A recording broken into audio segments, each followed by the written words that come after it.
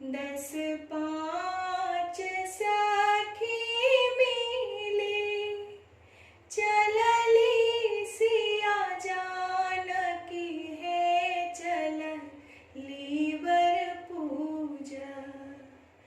दस पाँच सखी मिली चलली सिया जानकी है चलली वर पूजा।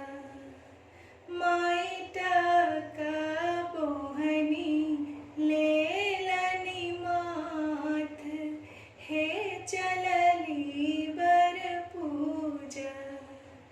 माई टका बोहनी लेलनी माथ हे चलली वर पूजा। साड़ी पहिरलनि सिया लहठी पहिरलनि हे चलली वट पूजा। कैलेला सोला हो श्रृंगार हे चलली वट पूजा। कैले